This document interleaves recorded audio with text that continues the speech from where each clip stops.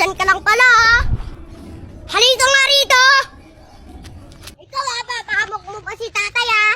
Ano na naman yun, Boss 20? Yung 5K ba sinabi mo na? Ako nakakuha na. Ay na nga, Kuya Dong. Saka, pag mong idamay si tatay sa mga ayu-ayuda na yan ah. Ha?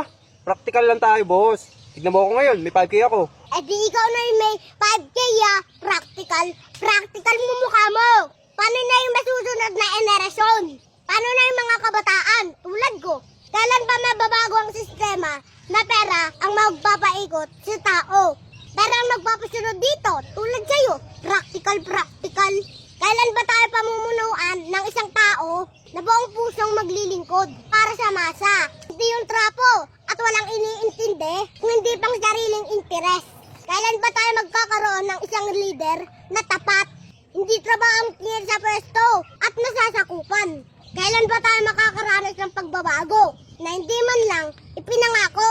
Yung masasabi natin na nasa tamang tao tayo, nasa tamang namumuno. Kailan ba tayo mananalo sa taong puro mali naman ang gawa? Kailan ba tayo matatauhan na hindi sagot ang konting barya para makaraos tayo sa isang araw? Pero ilang dekada na tayo natatalo dahil sa kanyang kasakiman. At kailan ba tayo matatapos magtanong ng kailan ba? Ikaw Kuya Dong, tanungin kita, kailan ba tayo aasenso? Di ba wala ka masagot? Puro ka kasi practical eh. Pang sarili lang iniisip mo eh. Kailan ba tayo matututo, Kuya Dong? Sana sa darating na eleksyon, matauhan na yung mga tao. Dahil umaasa pa rin ako na magkakaroon ng pagbabago. At alam kong darating din yung araw na yon. Yung araw na magkakaisa tayong lahat.